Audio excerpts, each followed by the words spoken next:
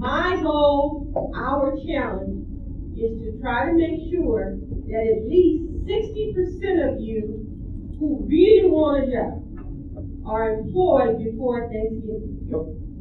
So if that's what you really want to do, we're going to be putting opportunities out before you, but you're going to have to get your resumes up to par. If you're interested in a job by Thanksgiving and you have your resume updated, remain standing. Otherwise, sit down. This is part of the challenge. So what we're going to do next Thursday, we're going to have someone come to FBOE to update and help you update your resume. We're going to do that. We're going to make sure that I will talk to IT to make sure we have laptops in our room next Thursday so that you can physically do it. So by the time you walk out of there, you will have your jump drive. You all have to agree to bring your work history.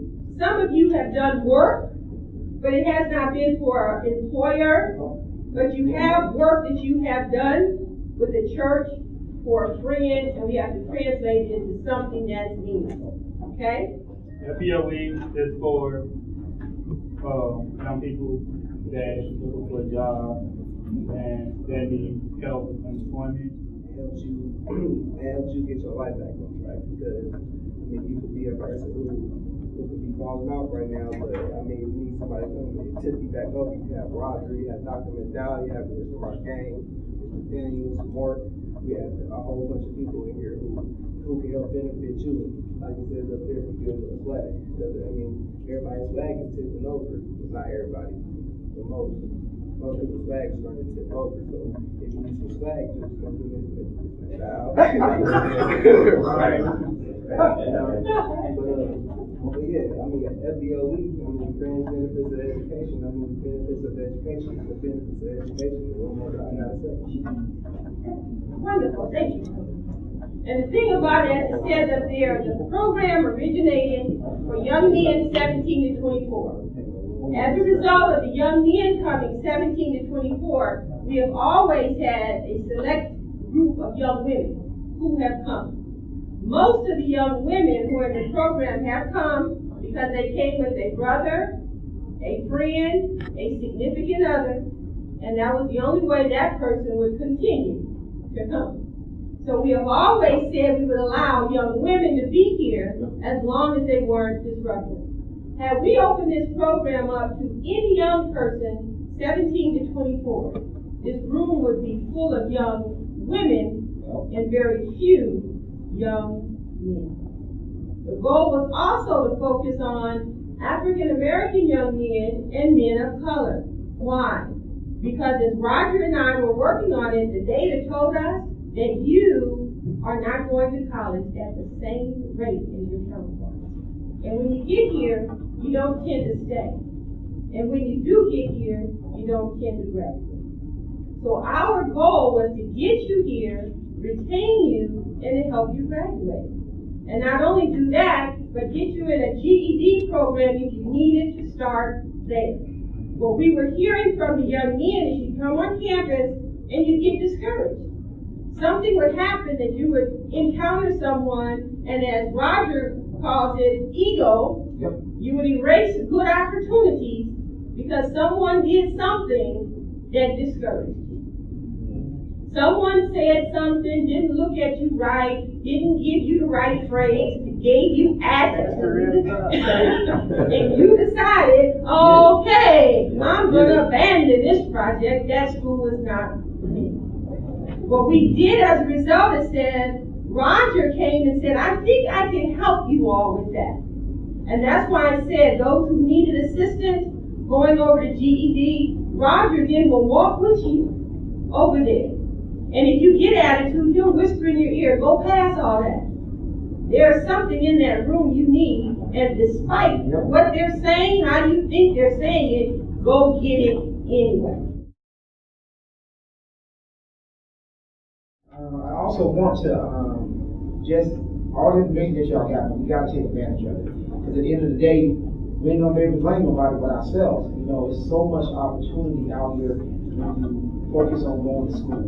Some part of school, you know what I mean, technical school or something. There's a lot of opportunities out here. And, like I say, you can kick it, you can play whatever, but at the end of the day, you watch the temperature of how things going, you know, around. You gotta have something. You gotta have something to hold your hat to. You got to. You gotta take it seriously. You got to take it seriously, y'all. If we give you the opportunity, we're gonna put our money where our mouth is. Make us prove what we say. You know, if you don't show up, we can't prove what we say. If you show up and you show up faithfully, you should have a job. You should have a connection. You get the 2.5. That's scholarships for 2.5s. You know what I'm saying? Like I told you, I had 2 guys that did that. They went from, you know, getting a regular Pell Grant to extra 2 or 3 G's in their pocket. I mean, all education. So just look at it. It's all right to look at it from an incentive standpoint. It's okay. You know what I'm saying? You can do that because you do get something out of it. It's called Fringe Benefits of Education. But we're going to Black Expo starting tomorrow through Sunday. So we got a list, and you know, like I told y'all, people show up, we'll get it. And there's some cool things that's waiting for y'all, even with Urban Outdoors. There's some cool things waiting for y'all when y'all come to the Black Expo. So this is a good time for us to be on our best behavior and do what we need to do. So it's on us. We got to take advantage of that and then think about it. We do that and knock that out, and other doors open. They wait, but we cannot be the same stereotypical group that don't know how to act when it's showtime. You know, it's showtime right now. So everybody bow your heads. Dear Heavenly Father, we just thank you for your blessings and praise your name above all names, God. We pray that you watch over these young men to help them get to where they need to be, God. We pray that you take any form of any anchor that's on their back, keeping them from doing what they need to do, God. That they can just take that anchor and move on forward towards their goals, God. We pray that you bless this food for the nourishment of our body. In Jesus' name we pray. Amen. Go eat. With no further ado, this is Mr. Keith Jones.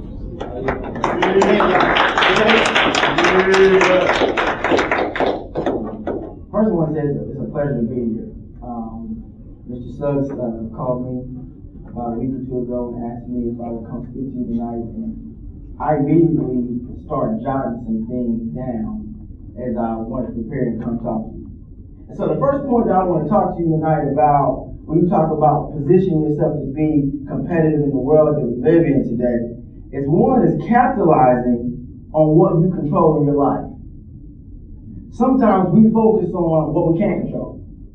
Can't control the fact that if we were born into a single parent household. We can't control if we were born, if our dad was a millionaire and the CEO of a company. We can't control that. Can't control if you were born a male or a female, or if you were born rich or poor, or whatever the case is. But you can control getting a high school diploma, getting an education. You can control making good choices, not robbing the bank, or not running with the wrong folks, not smoking, not drinking. You have those decisions are yours to still be made, whether they have unprotected sex.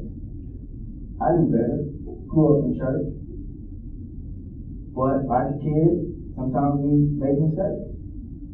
And most fortunately, sometimes we have to learn from those mistakes, and sometimes that sets us back. But one thing I want you to remember now is talk about capitalize. Say capitalize. Say capitalize. Okay, you need to capitalize on the things that you can control and not worry about the things that you can't. You know, you can't dwell on the past. You have to learn from your mistakes and move forward. But oftentimes realize that the things that we've done in our past can affect our future and hinder us from all of a sudden getting to where we want to go. Oftentimes I meet a lot of young men that want to be a doctor, want to be a lawyer, they want to be a principal, they want to be a teacher, but yet their past is now hanging them up and getting to where they want to go. Because I tell you right now, with this new job that I got as an administrator, before I got the job, they ran a background check. They wanted to know if I had ever had a DUI, if I had ever been, my license been suspended, if I had ever been in trouble with the law. They want to know these things. How much debt you in? You know, all these things go into account when you're just trying to get a job. And so these are the things I'm talking about being competitive. The second thing, and I want you to understand, is understand your history, and where you stand in the global society. Most of the people in this room are minority, African American, or you're a minority, you're a woman, a female. And I can go on record and say this, that my path has not been easy. That's the only one I can speak from. I can't speak from everybody else's. But I had to understand, as a black man, what are some of the things I'm going to have to do to overcome the fact that I'm young, that I'm black, maybe I come from Wyandotte County, or whatever the perception or the stereotypes may be out there about African American men from Wyandotte County. So I had to understand, had this chip on my shoulder that, one, I got to have a high school diploma. Two, I have to have a college degree. Three, I have to be articulate and I have to be able to communicate with all walks of life, whether it's white people, whether it's Hispanics, whether it's old people, whether it's young, whether it's people that look just like me. I have to be able to communicate and articulate to understand what they need from me, to understand the value and the substance that I bring to whatever I'm doing. And so you got to know your weaknesses and know your strengths. Learn who you are. Learn who your history is about your people and about where you come from. Because if you don't understand that, then you don't know how to prepare for the enemy and the things that's coming before you. You can't prepare for something you don't know nothing about. You know, and so I want you to think about that when you say, we talk about, you know, you heard the saying, perception is reality. It's true. Whether we want to call it superficial or materialistic, people do look at you and judge you. That's just the way life is, in my experience. You know, let's be honest. If I was a hairstylist, if I was a barber, you was coming to get your hair cut, and my line was all backed up, or I had a nappy fro, and I'm like, come on, man, I'm about to give you this dope cut. And they're like, well, I don't know, I'm going to get my hair cut like that. Or if I'm a restaurant owner and I say, come in and get some fried chicken. This is the best macaroni and cheese and yams you'll ever experience. And the plates are dirty. The floor got a hair on the floor. You got people that hanging out on the sidewalk. You think people want to come eat in my store? Maybe not. So you have to learn that until people get to know you and have a conversation with you, sometimes you may not even get to that point, that people are going to judge you by first appearances, first impressions, and they will sometimes, unfortunately, never forget it. So understand who you are, your weaknesses and your strengths. Understand that. The third thing that I would like to talk about that's been very important in my walk is having a mentor. We call it the process of three. And I've had many mentors in my lifetime, but the great thing about it is my mentor is a white male that is the CFO of Handmark, and he's been mentoring me for about the last 5 years. And he shared this theory of three with me. He said everybody should probably have a mentor to help you with decisions and share experience with you and help guide you to where you're going. You should have someone about your age that's kind of going through the same thing that you're going through, the same mentality, so y'all grind together. And then lastly, you should have someone that you mentor, someone that looks up to you, someone where you can share your knowledge and give back to them. So therefore, now you have a system of accountability, because I'm speaking from experience. Now you feel like, man, how can I tell this young man or this young woman to do something that I'm not doing?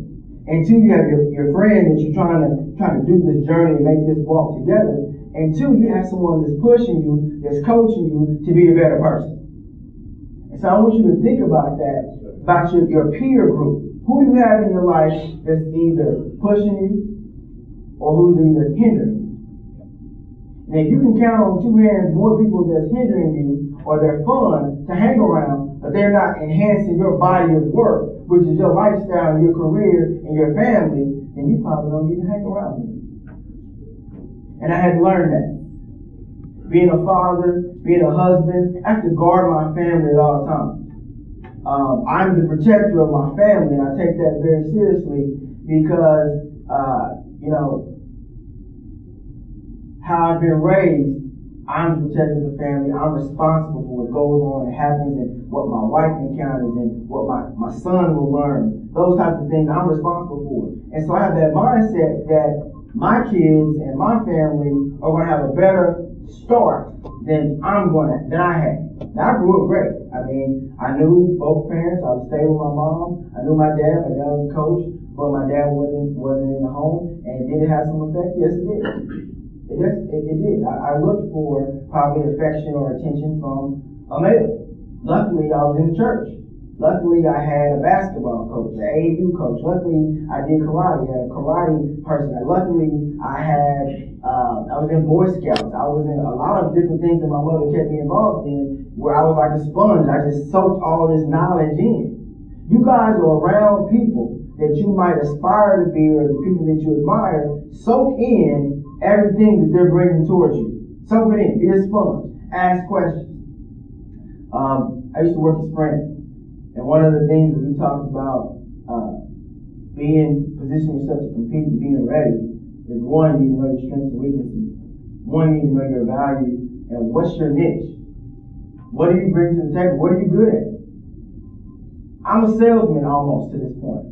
If I need to get up, if I have 2 minutes to talk to the guy who can make all my dreams possible, whether my dream job is, what would you say in those 2 minutes?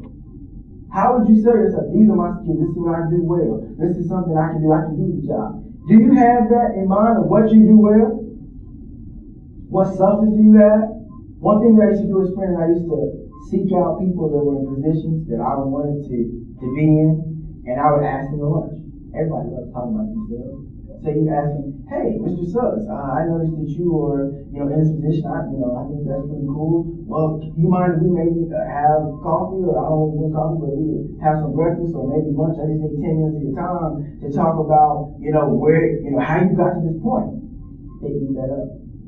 Eat that up, because now you're building this relationship because you are interested in something that he possibly can share and give back to you. And this concept has worked.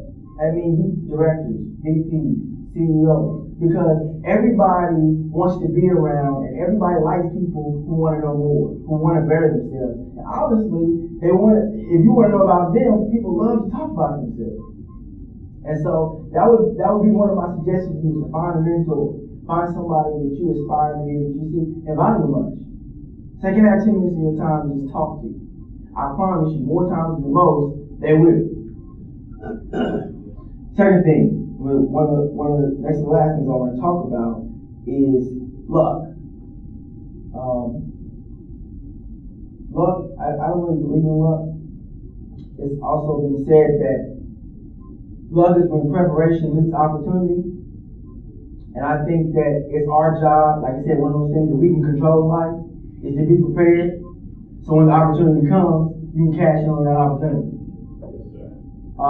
Just like when we get this administration and move out. I know I had to have my degree. I had my administration degree. And I know I had to pass my principal's exam. I did both. So when I got the call to say, this might be a good opportunity, I was ready. I didn't say, well, hold on, man, I finished my degree in the summer. I can't apply. Or I haven't taken the test yet. So, see if they still hook me up with a job. I'm telling you, man, hookups are for suckers. Because eventually, those hookups are going to run out. You're going to have to show your work. You're going to have to actually do something. Anybody can possibly get a job, but it's about keeping the job. And I want you guys to focus on, what do you do well? Why would anybody want me to work for their company or to do something for them? Know your worth. Because the ability to network and build relationships is key. Because oftentimes you've heard it's not about what you know, it's who you know, and that's very true. If you want to be competitive, you have to have the mindset that I'm not competing just with the brothers and sisters that sit next to me. You're competing with the students in Missouri. You competing with the kids in Johnson County. And you competing with the students in North Carolina and Florida and Texas, and it stopped right there. You still competing with people from China and Korea and Japan and South Africa. You're competing on a global world. And if you can't read and write, if you can't be articulate, if you can't know what you want out of life, then how are you going to convince someone to give you a chance? And so this picture is bigger than you. It's bigger than the people that are sitting next to you. I heard a guy at a basketball camp asked this kid, 14-year-old, he said, who's your favorite basketball player? He said, Steve Nash. And he said, well, I'm best in the state, I think it was from Colorado. I'm in the best state of Colorado. I got scholarships. They offer me scholarships. And he said, well, I promise you, when you go to the University of Colorado, they're bringing in other D1 talent from Texas and from New York and from California that's 6'5", 220, that can dunk. They have the body of a LeBron James. And are you prepared to fail? That's what he asked me. Are you prepared to fail? He said, I'm not going to fail. I said, what that young man failed to realize is that he idolized Steve Nash. He wanted to be like Steve Nash. But he didn't even know what it took to get to that level of intensity, that level of skill. Steve Nash wakes up 5 o'clock in the morning. He runs 2 miles. He does weights. He eats. No meat, all carbs. It was juice. He learned his whole regimen of what he ate. He'd go back, watch some more game film, shoot about 300 jump shots, and then do it all over again, day in and day out. And this guy was like, I ain't got time for that. I might put up 100 jumpers, but then I gotta go to the mall. His whole priorities was out of whack. And so I kept up with that young man, and I asked him the next year. I emailed him, so how's school?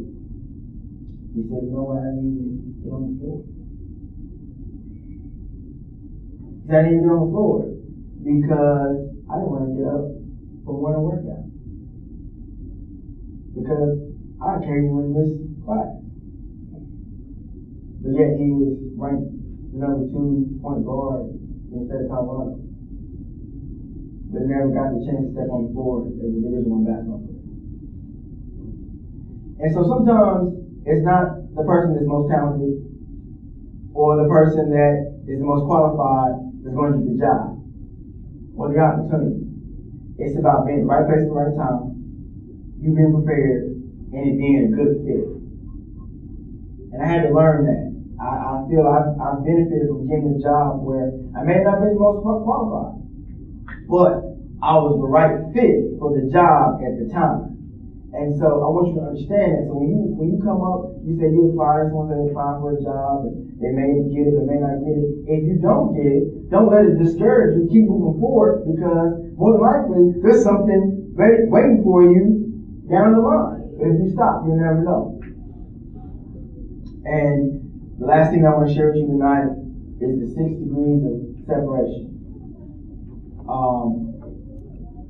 I learned real easily not to burn bridges, because everybody knows somebody who knows somebody who used to be family members with somebody that all of a sudden they go lost. And so remember that when you have a quick temper, you have to go off on somebody, because you never know when you'll see them again. And so be careful about burning bridges. You have a goal of getting your degree. And, we all have aspirations, but if you don't put it on paper and say, you know what, by January, I'm going to go get the applications, I'm going to apply. I'm going to get my little $35, I'm going to apply. By February, I'm going to go check on my financial aid and see if I got my acceptance letter. By the summertime, I should be enrolled in classes.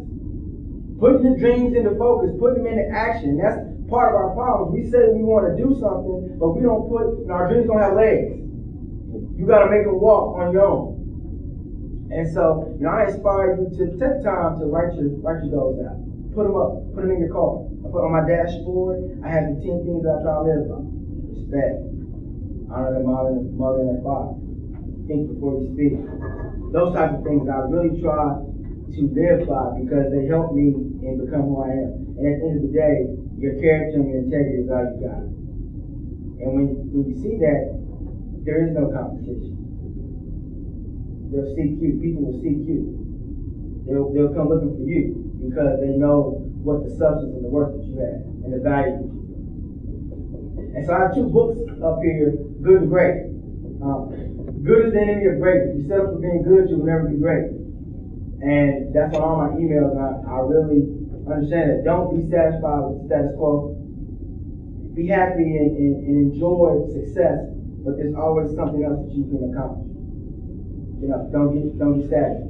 And then good to great by choice is that you determine what type of life you want to be, want to have. It's ultimately up to you. You look at Invictus. Out of the night that covers me. Back is the pit from pole to pole. I thank whatever God may be for my unconquerable soul. In the failed clutch of circumstance, I have not winced nor cried aloud. Under the bludgeonings of chance, my head is bloody, but unbowed. Beyond this place of wrath and tears looms but the horror of the shade. And yet the minutes of the years shall find me and find me unafraid. It matters not how straight the gate or how charged the punishment will scroll. I'm the master of my fate. I'm the captain of my soul.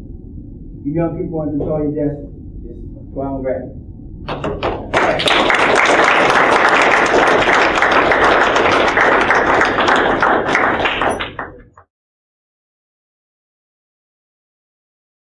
He gave you 3 things, a process of 3. What was the process of 3? Okay, what about it? You're up to it? What was the process of 3? Okay, that was 1. What kind of mentor? You have a mentor. What kind of mentor? You have a mentor for something you want to do. You have a mentor to teach. You have a mentor to show aid. Okay. All right now. All right now. So you have a mentor that's a guide, a mentor that's your peer, and then someone that's your mentor. Very good. Did you do what? Yeah, that's right, that's right. Your peer, someone that's right. All right. No, he also talked about Listen up, y'all. putting something on paper. What do you ask you to put on paper? Gold. Okay, why are you doing that? Why are you putting them on paper? Alright, so when you wake up, you look yourself in the mirror. You see the Lord, you do that. Okay, very good. You talked to them, you heard what they heard you say, and as you think about them, you think about yourself at their age. If there was a message that you wish you would have really heard, you wish you would have really paid attention to, you wish it would have settled in your heart sooner, what do you think that message to them would be? Young people need to, 1, not accept no for an answer, figure out how they're going to get to their goals, and then 2, just capitalize on the people around them, the resources that they have, and not pity themselves because of how their situation they was born into.